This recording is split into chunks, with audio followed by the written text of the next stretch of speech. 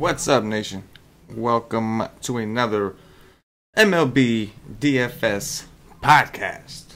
Doing a solo pod today. It's Thursday night, last podcast of the week, covering Friday slates. Figured we would give the guys a little bit of a break, and I would do this solo style. So real brief, just going to pull up some of the games on Fantasy Labs' lineup page and just kind of go through and give you my first look thoughts. And do what it do. This is a huge slate. Today was wild. If you played today, it was just a wild, wacky slate. A lot of scoring. Not a ton of great pitching. A lot of scoring.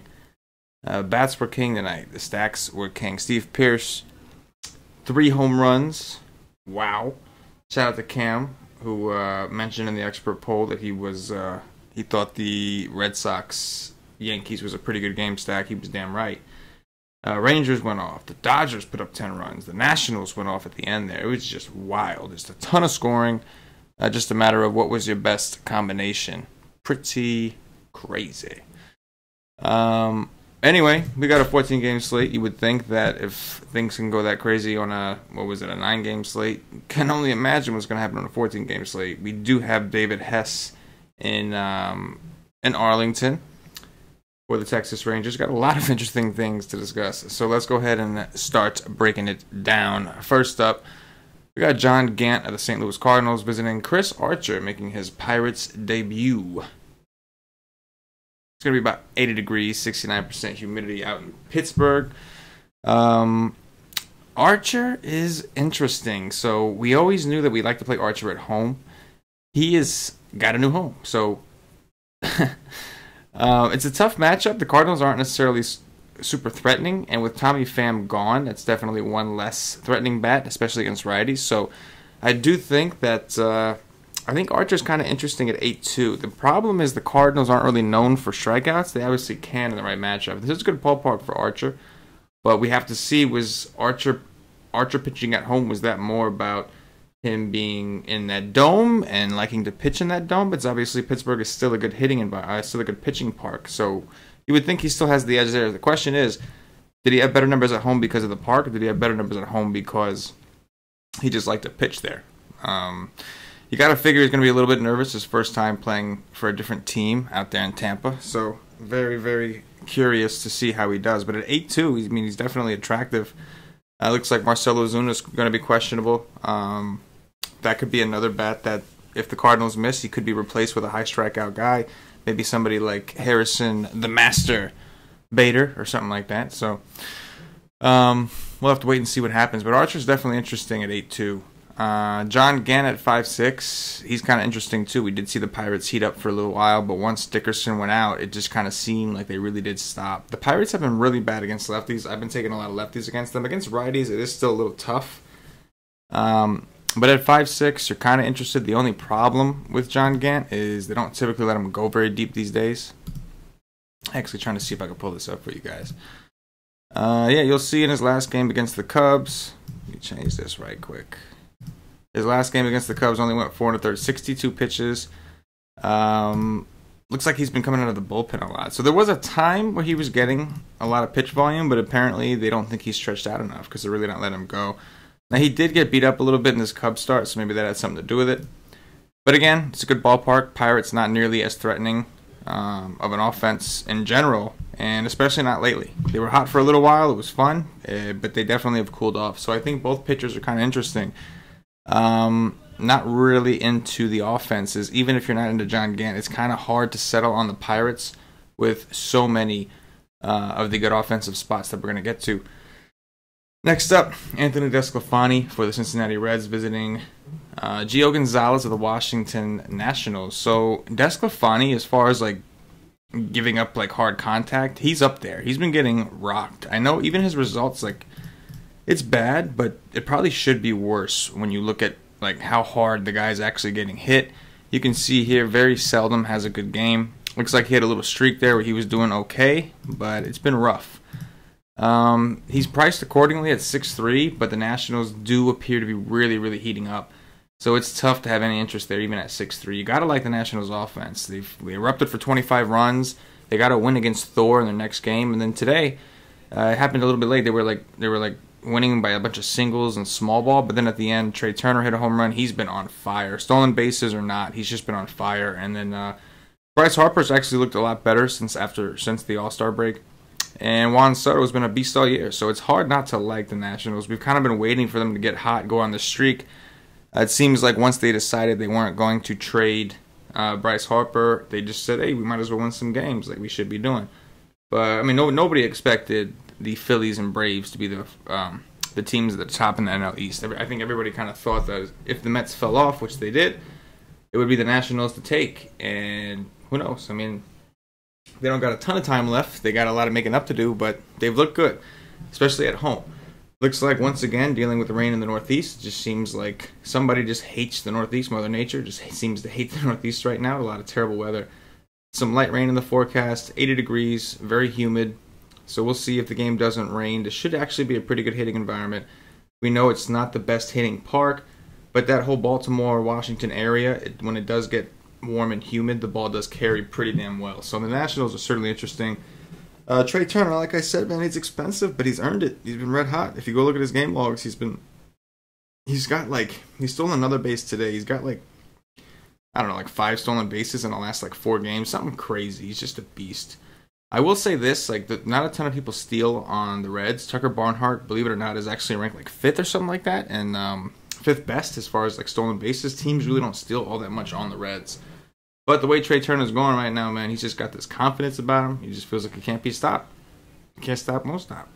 So I do think that the Nationals are heavily in play. Reds obviously have a bad bullpen coming in behind them, so could be one of those high upside spots. But again, we have a lot of good hitting spots, so that's just one of them. Including the other side of this game. The Reds have been really bad. They traded Duvall. They've been terrible. They've been bad against lefties all year. But Gio's been almost just as bad lately. He's coming off a decent game against the Marlins. It was in Miami. That's a team, that's always a situation where he typically gets up. He's from Miami. Paulie would tell you he's like a legend over there. He always gets rooted pretty hard. So he went 7 innings, only got 4 Ks. Gave up 1 earned run, only 3 hits. Still had 4 walks. Just can't do it. He's walking a ton of guys. Joey Votto, one of the most patient hitters in the league. You gotta think, it's a couple walks right there. So Gio 7K, the price is interesting. The Reds have been really bad outside of Suarez here.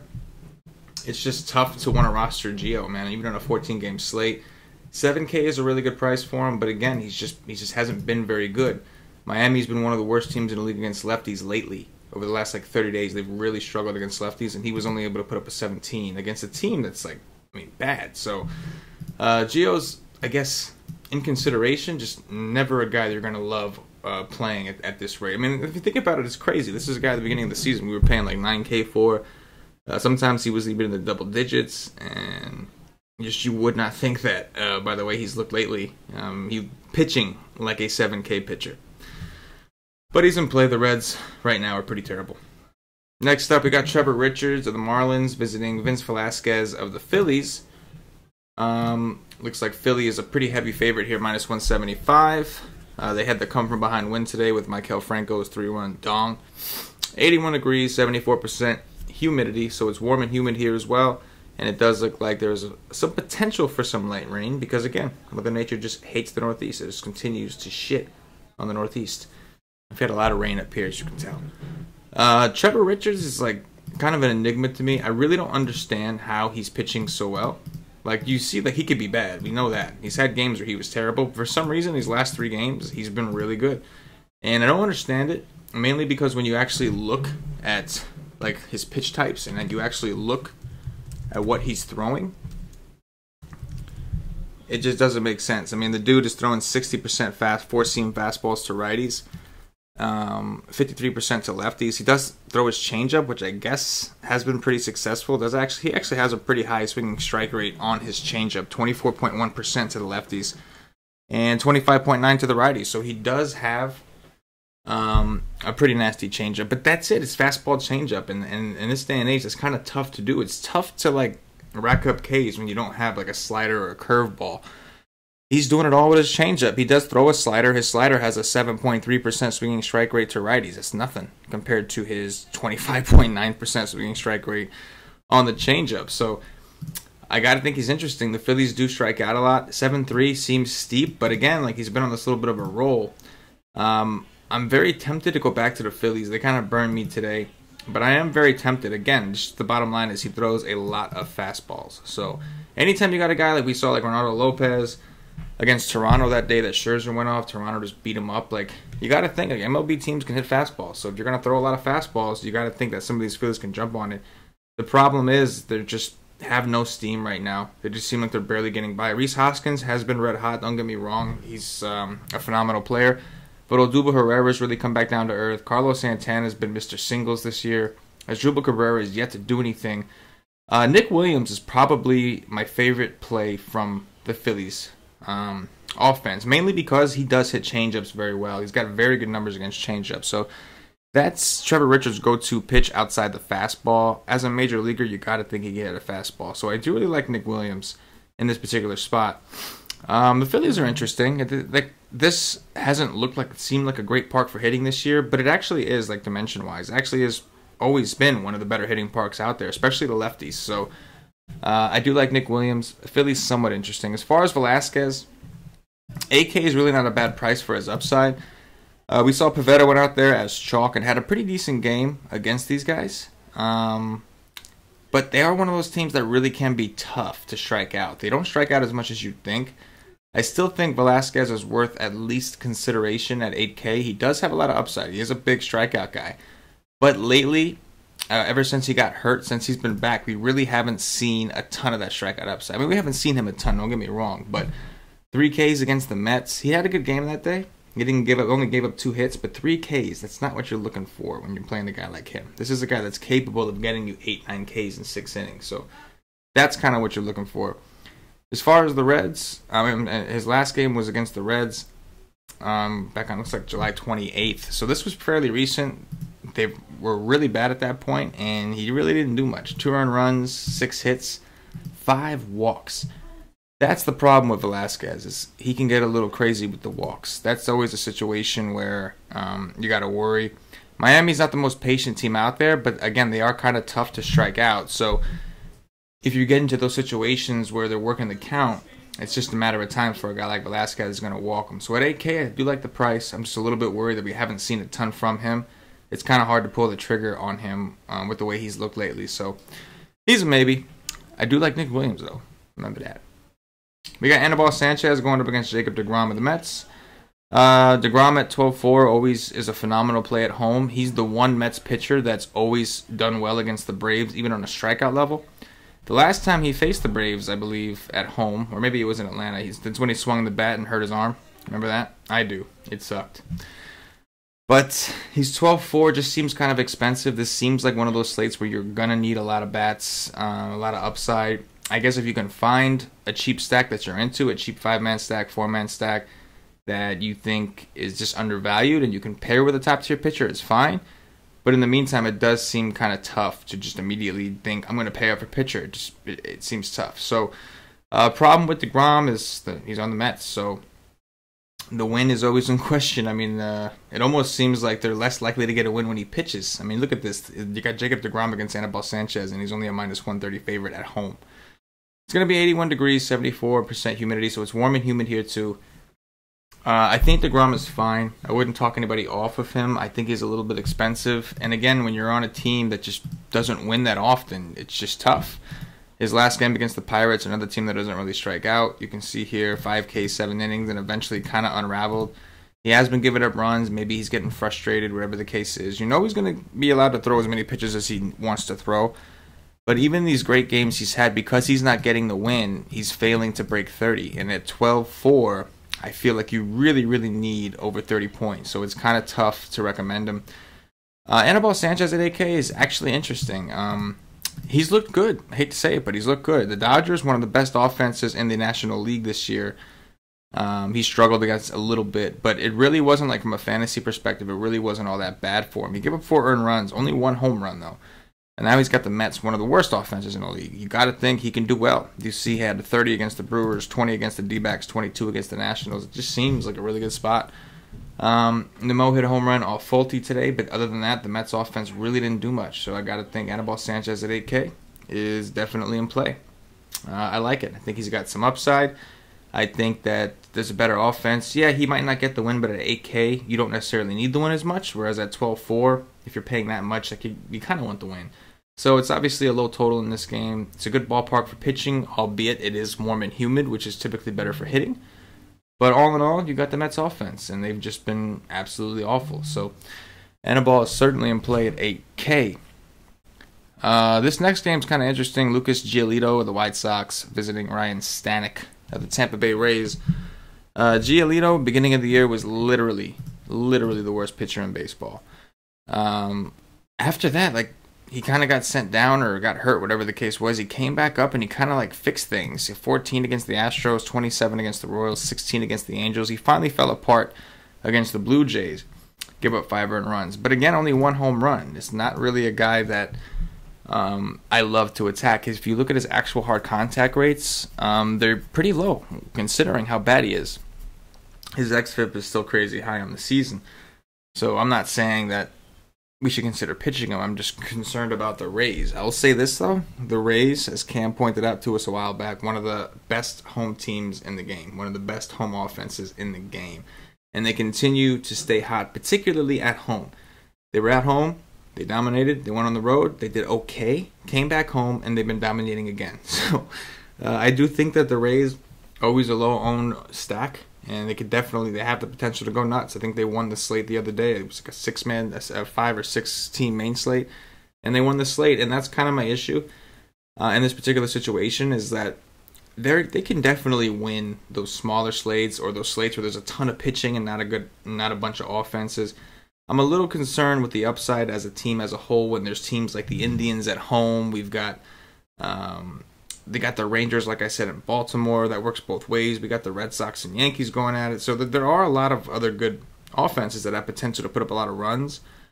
But you got to consider the Rays at home. For some reason, it's a terrible park for hitters. For some reason, these guys just play better at home. I'll say this also about Giolito. He can be stolen on. So some of these guys like Malik Smith, maybe even Kevin Kiermaier, some of these guys that steal bases, if you're going to stack the Rays, you want to include them. If you're looking for the power, CJ Cron and Jake Bauers are your main guys. Tommy Pham looks like he's questionable. He just got there, so hopefully he's all right. But all in all, the Rays at home, definitely in play. As far as Stanek and the White Sox, I got no interest in the White Sox. We're going to see another bullpen game. Maybe you can try to figure out who's coming in second if you want to play that game. I got tired of that game a long time ago. But at the same time, the Rays are kind of good at playing it. They don't really get blown up all that much, even though they do this a lot. So no interest in the White Sox for me. And I think the Rays are in play. Problem is, you got to ask yourself, do you think they have more upside than a team like the Indians, than a team like the Red Sox, a team like the Rangers? Because all those teams are playing at home where they all play better. Next up, we got Jaime Barria, the Los Angeles Angels, visiting Mike Clevenger of the Cleveland Indians. Barria throws a shit ton of sliders, especially to righties. I'm going to get you guys the exact number. So this year, 48.3% of his pitches to right-handed hitters are sliders. He really only throws the slider and the fastball to the righties. To the lefties, he does work in his changeup and fastball a lot more. I can tell you right now that Edwin Encarnacion hits righties better than he hits lefties, and he murks sliders. If you go look at his number, he just murks sliders. He's got insane numbers against the slider. With that said, Jose Ramirez also very good number against the slider and the changeup. Same thing with Francisco Lindor. So as usual, Lindor, Ramirez, E5 are going to profile phenomenally. They always do. Nothing new there. I am curious with the addition of Leonys Martin where they put him in this lineup. I would imagine they would. He didn't get to play in the last game. He didn't get to start in the last game because there was a lefty up. But the minute that they could, they pinch hit him for Geyer and let him play. So they are excited about this addition. I actually think it was a good move. I think this guy is underrated as a hitter. But very curious as to where they place him. If they do place him ninth, which is his projected order, as you can see here on the screen, I think that just makes the stack even better, and it makes the wraparound stack even better. So you can take like a Jason Kipnis, Leonys Martin, Lindor, Ramirez, E5 kind of deal for a 5-man. The Indians, we know, play a lot better at home. Jaime Barria has not been very good this year. Did okay against the Mariners, I guess, considering he was 6K. But he still gave up 2 home runs, 2 earned runs. And this is at a time period where the Mariners have really been struggling. So You can see here the White Sox should have been a juicy matchup. He did not do well at all. Did horrible. And he's been struggling for Ks. He's been really, really struggling for Ks. So the Indians, we know, play a lot better at home. Don't think this guy is very good personally. The other thing you have to look at is the Angels bullpen. The Angels are actually like, their bullpen's kind of right in the middle of the road. It's not the worst. They have like an ERA of like 3.87. So it's not terrible. But again, the Indians do play good at home. The problem with the Indians is the guys that you always want to play, Jose Ramirez and Francisco Lindor, are ridiculously priced. I mean, I can't imagine them playing in Coors. If they're like this every day, can you imagine what their prices would be? We might see the first ever 7K guy. Well, that might have happened. I don't think so, but it's ridiculous. So, again, the Indians in a phenomenal spot. Problem is they're crazy expensive.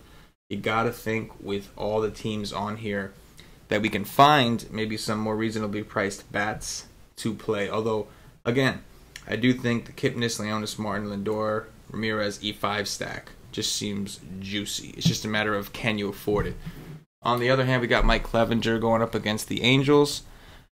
The Angels seem to do a little bit better on the road. You know you only want them against righties. They're just terrible against lefties. Cole Calhoun has just been red hot. Mike Trout is questionable. That's kind of a wild card. If Mike Trout is out, I think you actually can consider Clevinger. The Angels don't strike out a ton, but they can. There are certain pitchers who just seem to strike them out with no problem. Guys like Justin Verlander, who just dominates this team. Clevinger is no Verlander, but Clevinger is a decent pitcher. 9.3 is kind of steep for the matchup. Again, the Angels, they have power, and they don't typically strike out a ton. So it's kind of a steep price.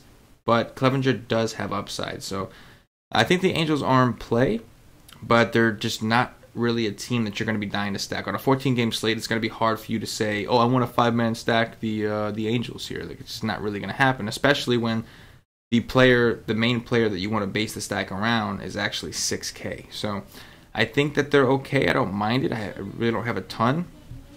But also keep in mind, Cleveland used to have like one of the worst bullpens in the league. They did actually get a little bit better. So if you are going to take the Angels against Clevinger, you really need them to chase Clevinger out early, because once they get later in the innings, you're going to see like Brad Hand and a couple of these other guys that they traded for, and things can get a little sticky. So to me, I just lean towards the Angels here. Again, if I'm doing a 5-man, I don't know how I'm affording this. I'm going to try my best, see if we can find some cheapies, but Lindor, Ramirez, E5, Kipnis, Leonis Martin, wrap it around. Let's go. Luis Severino and the New York Yankees visiting Rick Porcello with the Red Sox. Severino, the first thing you're going to notice here is his price is pretty low for him. Second thing you're going to notice when you actually look is he's been god-awful. It started really with like the Blue Jays technically, I guess, here. You can see here 3 earned runs, 4 earned runs, 6 earned runs, 6 earned runs, 6 earned runs. Oh, no, I'm sorry. This is twice. So his last 4 games, really. 3, 4, and 6. But no, he did give up 6 twice. He's been bad. He's been really bad, and that's a problem for the Yankees. The Yankees, I mean, Paulie ain't gonna want to hear this, but they seem to be falling apart. Aaron Judge is hurt. Sonny Gray just got moved to the bullpen. They traded for J.A. Happ, who immediately got hand, foot, and mouth disease. Apparently, he must have kissed Noah Syndergaard, because both pitchers are in New York, and somehow both pitchers got it. So it must be something floating around there. But they don't look very good. The Red Sox whooped that ass today, and I think part of it was on the manager. But there's just really bad things happening. Gary Sanchez not hustling, costing his team twice in one game. He goes on the DL, claims to have a groin injury, and then we see Gleyber Torres the other day not hustling. His head just doesn't seem in the game. He didn't lose his team the game, but he certainly didn't help. So you got to wonder where the Yankees are at right now. They're still swinging a good bat. They're still hitting home runs. Hicks hit a home run today. Giancarlo. Gleyber hit 2 the other day. So it's not really their offense that seems to be the problem. It more so seems to be just their pitching staff and their morale overall. Something doesn't seem right. And Severino kind of falls into place with that. It seems like, he's their ace. He's their guy. So he's sitting here struggling. Go figure, the rest of the team is kind of getting into a little bit of a funk. He's been giving up a lot of home runs. Look at this, 2, 2, 2, 1, 1, and 1. Not that it's a lot, but for him it is. And when you look at the opponents, outside of the Indians, all these other teams are teams that he shouldn't have a problem with. He is good. He's very, very good. He just has not looked good. I do think the ownership on Severino is going to be crazy low because it's the Red Sox in Boston, and the Red Sox just put up, 14, 15 runs, some shit like that. So I do think you'll get Severino really low owned if you want to try it. The problem is he is not in good form. Something does not seem right. As far as the Red Sox bats, they play good at home. They're at home. What else do you need to know? I mean, if you're not interested in Severino at all, you gotta like some of these Red Sox. Obviously, Steve Pearce hit 3 home runs today. He probably won't be in the lineup because Mitch Moreland will probably platoon against a righty. Bogarts may be back. Ian Kinsler in that lineup certainly helps. It's tough. It's like, obviously, like, they're not the first place you want to go just because you don't want to pitch even if you don't want to pitch Severino, you're probably not necessarily thinking like, well, I'm going to attack him. But I do think that maybe like a 3-man stack or less could be had here. Maybe Mookie Betts and JD are always in play. I do prefer Mookie because Severino is a big strikeout guy, and JD does strike out a lot. But I think that guys like Andrew Benintendi and Mookie Betts, I think there's some merit to. So I don't love to stack the Red Sox against Severino, and I know the Yankee bullpen looked terrible today, but they are normally pretty good. But again, there is merit to it. The Red Sox maybe aren't going to be as popular as they should normally when a team goes for that many runs. They're automatically chalked the next day, and that's not going to be the case here because Luis Severino is pitching. So this game should go relatively low owned. On the other side, I do have interest in the Yankees offense. Rick Porcello, to me, is mediocre. Maybe slightly like above the borderline, but all in all, mediocre. He's not like the worst pitcher in the world, but there's really nothing that you feel like you have to play him. Looks like earlier this year he did have a big game against the Yankees at home. But then you can see when he played him in Yankee Stadium, he went and got his ass kicked, gave up 5 earned runs. He's never really a guy that's going to give up a ton of home runs. He's got decent ground ball rate. It's not really his game. So it's hard to want to do a full stack of the Yankees, but the good thing about the Yankees is when they do well, it's typically by the home run. Didi Gregorius hit 2 home runs today. I would imagine he's going to get some ownership. People don't really respect Porcello all that much. Stanton hit a home run, but he is against a righty where he's almost guaranteed to strike out at least 3 times. That's the thing about the Yankees. Like, they did put up 5, 6, 7 runs, whatever it was, but they also struck out like 11 times to Bryant Johnson. And it was horrible to watch because I'm not a Yankee fan, don't get me wrong, but that guy is not very good. And like to see him like be so pumped after he gave up 4 earned runs and like be celebrating because he struck out somebody, it was just sickening to watch. It was just like this guy's a clown. He's without that run support, he's probably losing the game. Like, do strikeouts really matter in real baseball if you're losing the game? If you give up 4 earned runs but you struck out 10 and your team loses, did you really have a good game? It's again DFS you did, sure, right? Like DFS you played Brian Johnson. Even if he gave up 4 runs, you got 11 Ks at his price. You're doing backflips. But in real baseball, if my pitcher gives up 4 earned runs but then strikes out 9, and my team loses the game, I'm pissed at that pitcher. I don't give a damn how many strikeouts you had. You give up 4 earned runs. So that was annoying, but that has nothing to do with this. No interest in Porcello. I think you can play some Yankees, but it's another situation where I don't want to go crazy. But the way I'm talking is probably the way most people are going to be thinking. So one thing about these Yankee-Red Sox series, as evident today, is they do typically score a lot of runs. We do typically see a lot of runs. So there is merit to both sides. It's just, like I said, on a 14-game slate, like, it's a little different. It's not a 9-game slate with, decent spots. We got a 14-game slate. So again, like, you're looking for the most upside possible. And starting off with these 2 pitchers, you would normally think that would limit some of the upside. But, like I said, a lot of people are probably thinking that way. This is a first look. I'll dig it on it tomorrow. I'm doing the strategy session tomorrow, by the way. Those of you who are subscribed at wisestake.com, I'll be doing the strategy session tomorrow.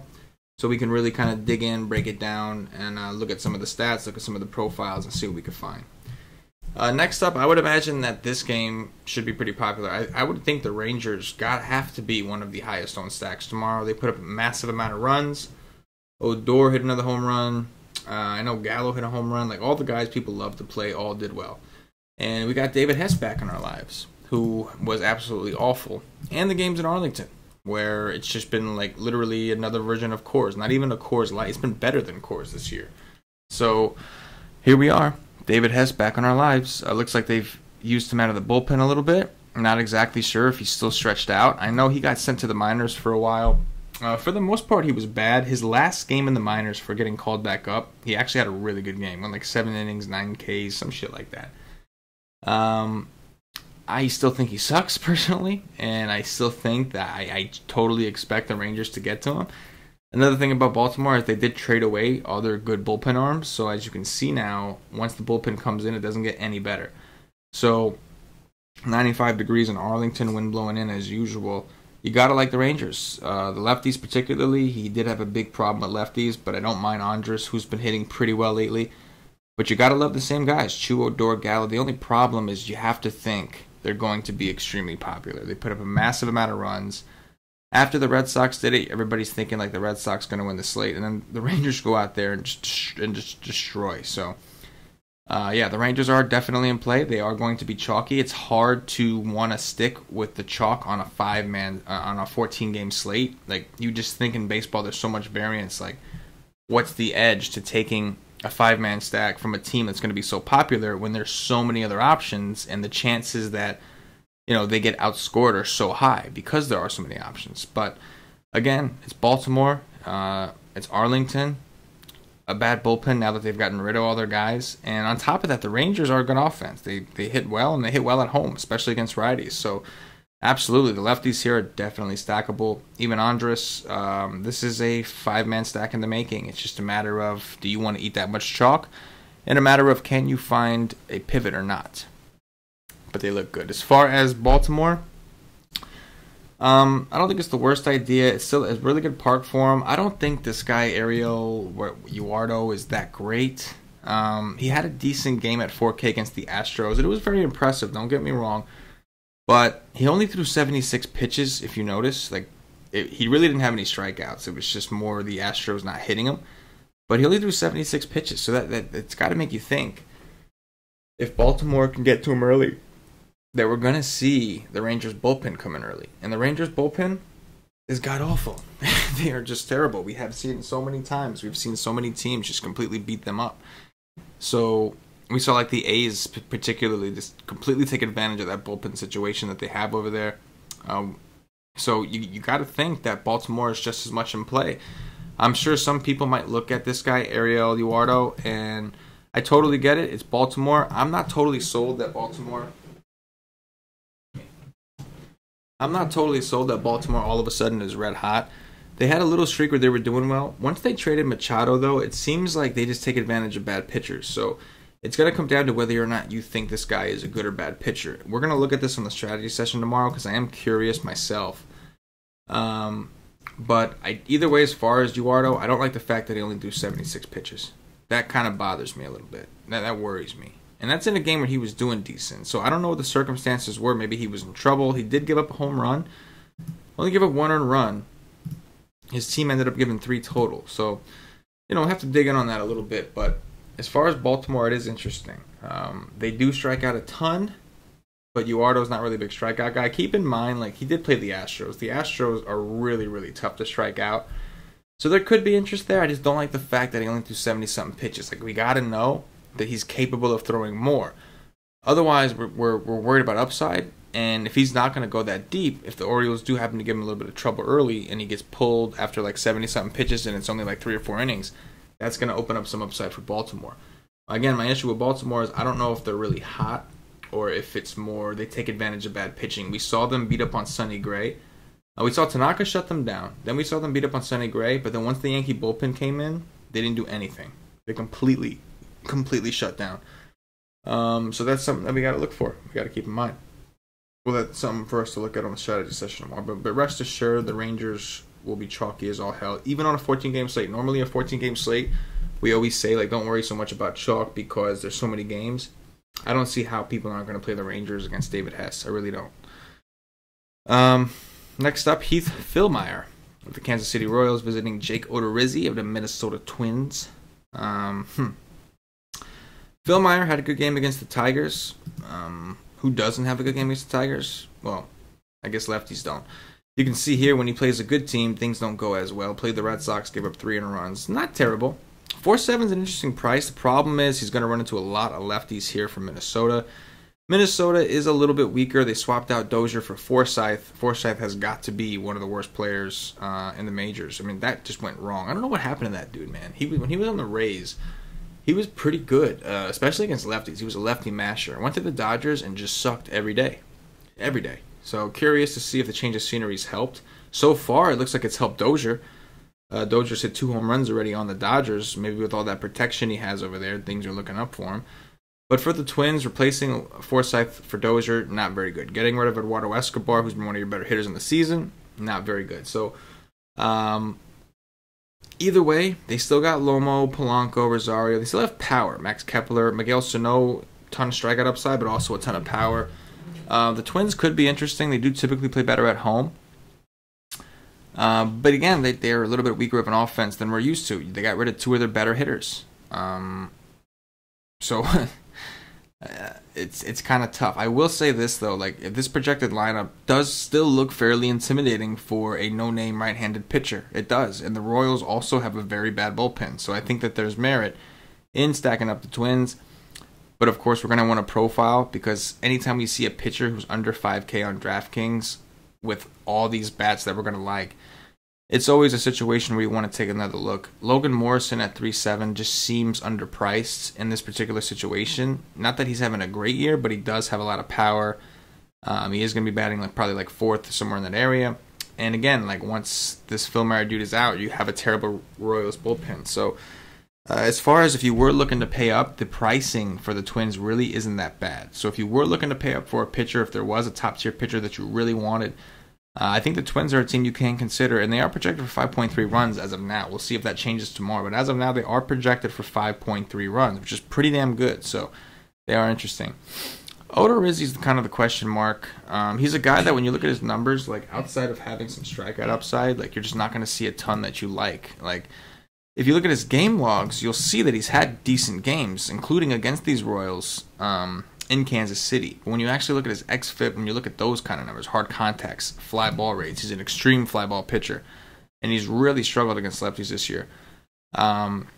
It makes it like you just don't understand. It doesn't really equate. When he gets blown up, that's what his numbers like. Yeah, well, the numbers are there. But then when he goes out there and has a good game, you're sitting here scratching your head. The Royals have been hitting the ball a little bit better. They've been a little bit more difficult. This ballpark isn't the best hitter's ballpark, but it's definitely a lot better than Kansas City. So Odorizzi with extreme fly ball rates, these are all things. He gives up a lot of hard contact, gives up a lot of fly balls. Those are usually a recipe for home runs, but for him it hasn't been as bad as I think it should be, based off what the numbers indicate. So I think Odorizzi at 7.8 is still interesting. I also think if you're looking for a cheap, low-owned stack, I think the Royals are in play. They've been hitting the ball a lot better. Problem is, those Royals that don't strike out a lot that we're used to, that's not the case. They do strike out a shit ton now. But again, Odorizzi does struggle against lefties, and the Royals are now loaded with lefties. They got a bunch of these switch hitters. They got guys like Ryan O'Hearn, Brent Phillips, guys you never heard of, but guys that are left-handed. So I think this is one of the strategy sessions going to dictate. Keep an eye on the line, see which way the line is moving, try to figure out which way the sharps are going. But this game is definitely interesting on both sides. German Marquez visiting the Brewers. The Brewers, well, particularly Christian Yelich, just has been looking really good. This is a very interesting spot for Marquez. If this was the old Brewers, I think everybody would like Marquez. But these new Brewers are a little tougher to strike out. Mike Moustakas, Christian Yelich, Travis Shaw. Those are all guys, even Lorenzo Cain, those are all guys that are kind of tough to strike out. Marquez, though, has been really good. I mean, lately he's just been on fire. He had that one hiccup game against the D-backs, but before that, I mean, dominated the A's when they were red hot, and that was in Coors. Had a great game against the Dodgers in LA. Like, he's had some mega upside. His strikeout numbers are just going through the roof, and at 7.5, it's super affordable. Problem is, I don't like this park. It is Milwaukee, a smaller park, good park for hitters. Number 2, as I said, a lot of these Brewers don't strike out a lot. Mike Moustakas, Christian Yelich, Lorenzo Cain, Travis Shaw. Like, the Brewers used to be one of the best teams to attack for strikeouts. It's definitely taken a dip with these guys now on the team. On the flip side, the Brewers did fly home from LA. They just got done with a series out in LA, so they did have to fly home from California. We've seen teams kind of be sluggish the day after travel. So I think there's still merit in Marquez, and I think he's priced accordingly. If he was in the 8s, I'd be less tempted, but at 7.5, I'm definitely tempted. I know he's an underdog. Like, I think that's more so because the Brewers have looked pretty good and the Rockies have looked like dog shit. But I mean, I'm interested in Marquez at 7.5. He's got way too much strikeout upside. And if he can navigate through Kane, Moustakas, like if he can pretty much get through the first 5 guys, the rest of the guys still do strike out. Even Eric Thames, ton of strikeout upside. Even Aguilar, he still strikes out a lot. So a lot of power, but also a lot of strikeouts. As far as Junior Guerra, I'm never interested in this guy. You want to attack the Rockies, that's fine. They do strike out a lot, but I just really don't think this guy's that good. And I think in order for me to have any interest, he's got to be priced in the 6Ks. As long as this guy's priced over 7K, I have no interest. I mean, he very rarely does something that's worth more than a 7K price tag. Not a good ballpark. Even our boy Cam, who's a Brewers fan, I'll tell you, look at the numbers. It just doesn't look like he should be doing as well as he's done this year. And not that he's done great, but he's done decent. At the same time, not really a guy I love to pick on. Sure, I can do a 3-man with Blackman or Arenado, maybe work in some Cargo. You can always do a 3-man of the Rockies. They do have a lot of power. But we know that they're not as good on the road. And for some reason, Guerra's just been one of those troll kind of pitchers. His numbers indicate he's terrible, yet he never really gets blown up. Although it does look like lately he's kind of had it coming to him. Pittsburgh beat him up pretty good, then recently the Giants. So it seems like the bad offenses are the ones that really get to him. You can see here the Braves couldn't do nothing. He had dominated the Twins. Not that these teams are great offenses, but you would typically think they're a little better than the Giants and the Pirates offensively. He did catch the Pirates, I think, when they were starting their hot streak. So, got to take it with a grain of salt. But 7-1 for Guerra. I think I'll pass. I'll look elsewhere. Next up, we got Chris Stratton of the San Francisco Giants visiting Patrick Corbin of the Arizona D-backs. D-backs been super disappointing this year, in my opinion. That humidor thing was so stupid. I don't know why they did that. Like, home runs make money. People want to see home runs. So why would you take one of the best home run parks in the league and want to take that away? I mean, I understand you got pitchers there. You got strikeout pitchers, right? That's the reason they're here, right? You want guys that can miss bats. So why the hell would you want to take away the home run? So your pitchers look good? You think most fans love to watch pitchers duels? You're bugging. Anyway, Patrick Corbin, a guy with massive K upside, but also a guy whose velocity has dropped since the beginning of the season, and a guy who's just been really inconsistent. You really don't know what you're going to get from this guy. He has a ton of K upside, but he's also got a ton of blow-up potential, very similar to Robbie Ray. Gives up a lot of hard contact, also has a lot of strikeout upside. Against the Giants particularly, he's been inconsistent as all hell. You can see earlier this year, he's already seen the Giants 4 times this season, and he's done anywhere from as low as 18.5, anywhere as high as 44 DraftKings points. You really just don't know what you're going to get. I know Brandon Belt is a lefty, but him being gone is definitely a big blow to the Giants. He doesn't strike out a lot, has a ton of power, even against lefties. So I think he's interesting. The question is, do you think he's 10-4 interesting? Like, if you like those expensive stacks, do you think he's worth sacrificing some of that? And I don't know the answer to that question just yet. I do expect the Giants to strike out a little bit more with Belt gone, and especially against lefties when they bring in some of these guys like Yorkis Hernandez. But at the same time, like, they have some guys who've been surprising. Like Chase Darno has been pretty impressive in the limited time we've seen him there. Evan Longoria, another guy from that Rays team, but another guy that doesn't strike out a ton. This is a lefty. I don't obviously have any interest in the Giants' offense.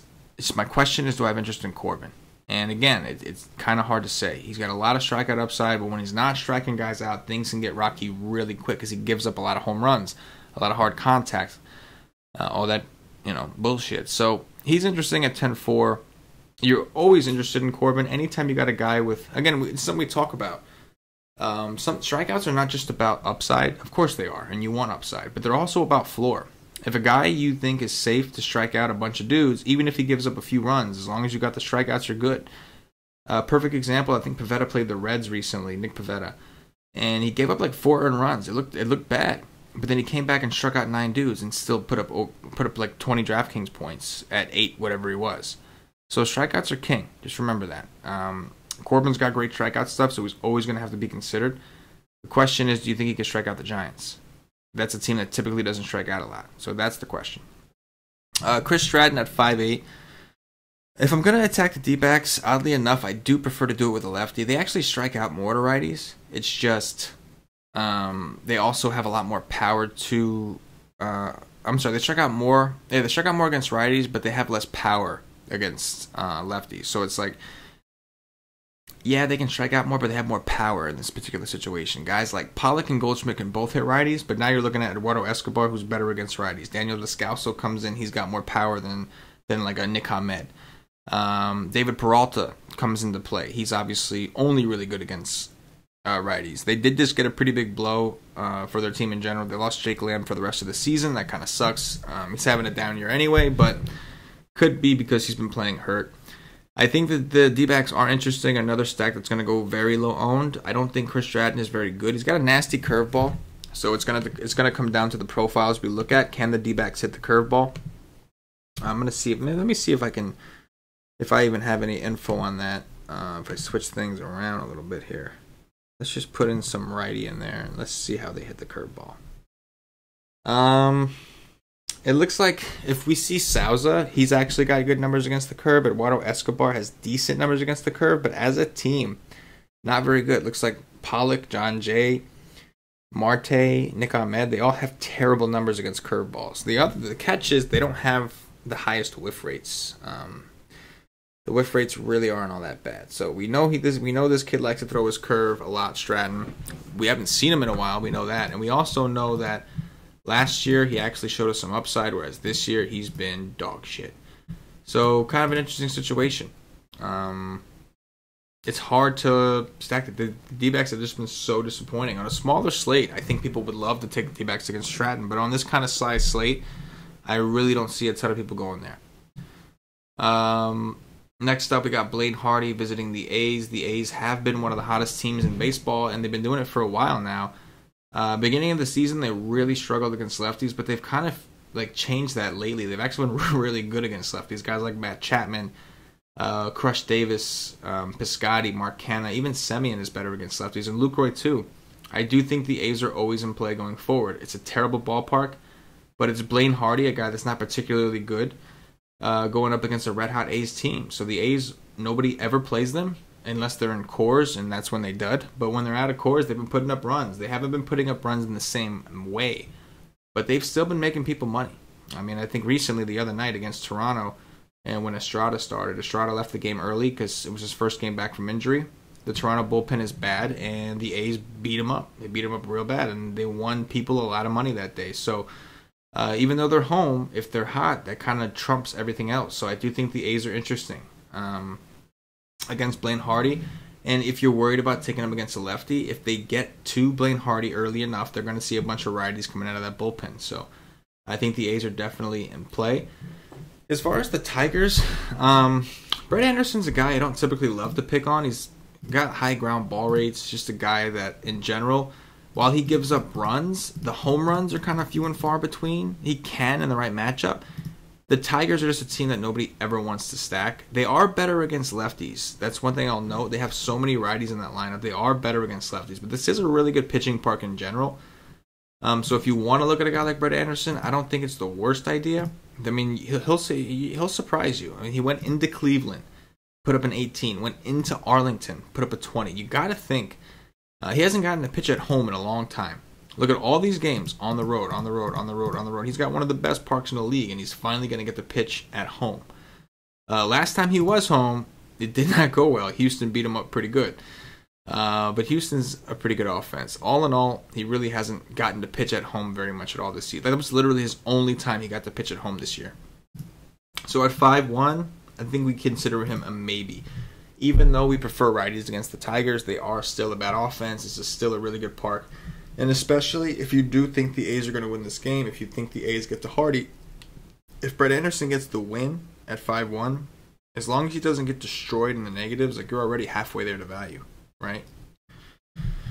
Next up, we got Ryan Baruki, the lefty from the Toronto Blue Jays, and Marco Gonzalez, all 9-7 of him. From a game theory perspective, you got to think nobody's paying 9-7 for Marco Gonzalez. I think that's the right move. I don't want to pay 9-7 for Marco Gonzalez. I understand that Sean Manaea had a decent game, but Marco Gonzalez is not a guy, even though he's pretty good, and it's very rare that he actually puts up that kind of upside. Like, he needs to go complete game to destroy things. Like, He's a guy that's more than capable. You can see he's owns the Angels. He just owns the Angels. He did well against the White Sox. He's kind of had these cupcake matchups, right? Like the Red Sox, at the time he played the Red Sox, were still struggling against lefties.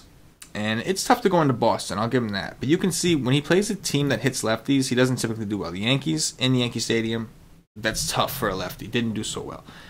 He played the Angels 3 times. He played the White Sox, who are like, basically have been first or second the entire season in strikeouts to lefties.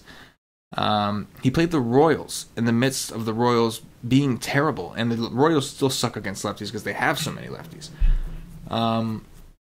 So I'm not totally sold. I'll say this, the Blue Jays are bad against lefties as a team. Their team ISO is terrible. Their team WOBA is terrible. Justin Smoke, you definitely prefer against righties. Same thing with Morales.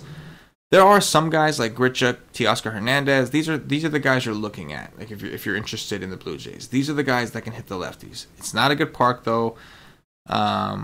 I just don't know if Marco Gonzalez has enough upside in this matchup. The Blue Jays don't typically strike out a ton against lefties. They just don't hit them very well. It's 9-7 does seem kind of like a steep price tag. I feel like we can find other pitchers for cheaper who will get us similar upside, or we can find pitchers that are more expensive who have way more upside. So I'm not interested in Marco at 9-7, but I don't think too many other people will. I think you can get him at really low ownership if that's what you're into. And again, the Blue Jays, they are bad against lefties. Make no mistake about it. As a team, they do suck against lefties. On the other side, with Baruki, Seattle's been really bad lately from a hard contact rate perspective. I think Nelson Cruz is like the only one who's got decent hard contact rates over the last like 30 days or 14 days or some shit like that. I don't think Baruki is very good. I think he can be serviceable in the right matchup. I don't like the fact that his price has come up. I don't think the White Sox was a juicy matchup. He couldn't get the win. And not his fault he couldn't get the win. His team had to have his back. He didn't do bad. But then he played the Twins, another team that's bad against lefties. And, again, 13. Like, at this point, when he's in the 5s, that's fine. When he's in the 6s, yeah, 13 is not going to kill you, but you don't want to know that. You don't want to feel like that's your ceiling. One thing Cash and DFS always tells us, there's with Nelson Cruz, there's death. There's 3 guarantees in life, right? Death, taxes, and Nelson Cruz against a lefty. So Cruz has been pretty hot. He's only 4.8. He's got a matchup against a lefty. I think he's in a pretty good spot. I think that Zunino has finally been starting to wake up a little bit. I think Seattle's okay. They just got to show me something first. It's hard to go there over the rest of what we have on the slate. I'll say this, if they can get to Baruki, Toronto's bullpen has been awful. It's just not a ton in this game that's exciting. But again, these late games are always kind of skipped over, and they're always very low owned. Last game here on the slate, we've got Verlander going up against Alex Wood. The Dodgers, this is an interesting one. The Dodgers, one of the best offenses in the National League. They put up 10 runs, I think, or over 10 runs today against Chacín. Verlander is not Chacín. Verlander is very, very good. And particularly this year, he's very, very good. Curious, though, I don't think I want to pay those prices for Verlander, but it does look like last year he was able to dominate them. 8 innings, 9 Ks. So we could see a similar situation to that. The problem with Verlander is similar to Scherzer. They're both susceptible to home runs because they both do give up a lot of fly balls. And the Dodgers are very capable of hitting home runs. It's kind of an interesting matchup. On paper, you would think that Verlander is only 104 against Alex Wood. Not that Alex Wood is bad, but Verlander compared to Wood, you would just think. And the Astros are still a good team. But I don't know. I don't know about Verlander. I don't think I could pay 13-1. I think he's going to damper the rest of my build a little bit too much. I thought there were some other pitchers that I thought were serviceable and have some upside. Maybe not his upside. But for him to beat you, he's got to hit his ceiling. That's the only way he beats you. If he doesn't hit his ceiling, you're still alive even if you don't play him. In cash games, it's hard not to go at JV if you can afford him. I know that sometimes you got to prioritize the bats, but in cash, it just feels somewhat safe. You got to think what his floor. You got to think his floor is somewhere in the 20s. And that's just hard to pass up in a cash game unless he's really destroying your bat upside. But yeah, I don't really want to stack against him, I can tell you that. You want to play the game of which guy's going to hit home run off him, you could be my guest, but that's not a game that I like to play. These are 2 good bullpens too. Alex Wood, if George Springer is out, I think we can take a look at him. he hasn't shown us a tremendous amount of upside, but at the same time, he hasn't really gotten blown up all that bad either. Coming off a decent game against the Braves, but they were like in the midst of like horrible games against lefties. Before that, you just haven't really seen a ton of upside from Wood, so it's hard to want to go there. His price is up to 8.5. Don't love it. The Astros, without Springer, finally woke up and had a good game. But the guys that did it are guys that don't do that regularly. Like Marwin Gonzalez had a double dong. That's just not something that typically happens. He's not a guy that's typically going to hit 2 home runs a night. It's just not it. Gurriel's been awful. Like, you got to worry about Bregman, and if Springer's in there, maybe him. But all in all, it is a good matchup for him. This Astro offense without Altuve, without Correa, is not as good. And this year particularly, they really haven't had a ton of power. Either way, it's hard to stomach Alex Wood at 8.5 against the Astros, because again, no matter how bad the Astros are, they're not striking out. So there's just really not a ton from this game that I'm interested in. And that is going to do it for the game-by-game breakdown. If you are interested in breaking down the slate tomorrow after we've done our research, come check us out at wisetake.com. You can get a day pass for $2.50. You get access the entire day to all of our MLB content. We have GPP articles, cash game articles. We have cheat sheets from our boy Cam, who did call the Red Sox-Yankee game stack today. Shout out to Cam. You'll also get the Y stream, which is a live stream we do an hour and a half before lock with a couple of our analysts, where we actually break down the games again, but after we've done our research, and we tell the nation who are actually playing what we found. And then, of course, we do the strategy session tomorrow. With the strategy session we do Monday through Friday when there's no early slates. So if there's an early slate of 5 games or more, we don't do the strategy session because we provide articles for the early slate. But tomorrow there is no early slate. So we will be doing a strategy session. It's going to be a long one. We have 14 games, but we actually share our screen and we go in depth and we actually do the research together. We don't cover everything. We cover a lot of it, the basics. We look at what the pitcher throws, what side he struggles against, and then we match it up with the hitters. What profiles look the best for the hitters? What teams look like the best stacks based off the numbers? All kinds of good stuff. Throw a lot of things around. It's really, really cool. We have a chat. It's interactive. If you have questions, you can ask us. It's a great thing. Either way, we're here to help you win. We're a DFS community. If you want access, if you really want to be hands-on, we have a Slack chat. We only invite monthly members or hires into the Slack chat. You have to be a monthly subscriber or higher. If you're not familiar, Slack is a chat app, and it's awesome. We have feeds coming in there, so when the lineups come out, you immediately get notified in there. Injuries or scratches, you get notified right away. It's going to be clutch for the other sports, and it's great for baseball. We even have dong notifications in there. If somebody hits a home run, we know about it right away. It's awesome. And the chat, man, like some of the members we have here are clutch. Like, the analysts are great. We have some of the top best analysts out there, in my opinion, and the members are just as good, man. They're hilarious. A lot of these guys are knowledgeable. They've learned a lot. They help each other. It's a great thing. We talk about baseball all day. Talk about DFS in general. We cover all sports. We talk about DFS in general all day. So check us out, wisetake.com. With that said, I'm going to try to do some top threes. Before I do that, just a reminder, NFL is here. First preseason game was today. NFL is here. Johnny the Greek is going to be providing us with preseason articles. For those of you that are playing the preseason, we do have our NFL package out. It's $100, $99.99 for the entire year. That's NFL only, so I do recommend that if you might as well go for the all sports and get access to everything, because once baseball ends, we have basketball starting up. We have golf and NASCAR going, MMA. We have a bunch of things. So I do recommend you just go to the all sports. But if you just want football, it's $99.99 for the entire NFL season. You'll get access to our preseason content, preseason articles, and you'll also get the regular season with the playoffs. So for NFL, for preseason, it's just going to be Johnny's article. But for the regular season NFL, we are going to have the Y stream, the strategy session, the expert poll, which is awesome. I forgot to mention that for baseball. We do that as well. Articles, all that good shit, cheat sheets. We're going to have it all for football. So it's a good time to come join the nation. It's an exciting time in sports. We got a lot of good baseball. We've got NFL coming up. And then, of course, the NBA is right around the corner. So it's a great time for sports.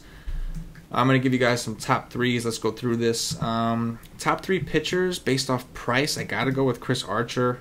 I think Anibal Sanchez is very interesting as well. I don't want to give just the top guys. It's and then I guess German Marquez. So I'll go with the mid tier. I'll go with Marquez, Anibal Sanchez, and Chris Archer. We'll see if that holds up when we do the strategy session. This is obviously just me going off the top of my head on a first look. As far as stacks, I think the chalkiest stack on the board is going to be the Rangers. I don't know how it's not, and it's very, very difficult to fade that. So the Rangers have to be mentioned. After that, I think the Twins are interesting. They do have a really high implied total. It's against the Royals, and I don't think a ton of people will go there. And again, like I can list you probably 10 stacks that I like on a first look. We'll have to really break it down, but I'll go with the A's. The A's have been hot, red hot. They get Blaine Hardy and a bad bullpen. They've just been too hot to ignore, so I'll roll with the A's. And that is going to do it for the Wise Take DFS podcast. If you're watching on YouTube, please click that thumbs up. Subscribe to the channel. If you're watching on Facebook, give us a like and a share to support the Wise Take Nation. If you were watching on Twitch or Twitter, give us a follow, give us a retweet.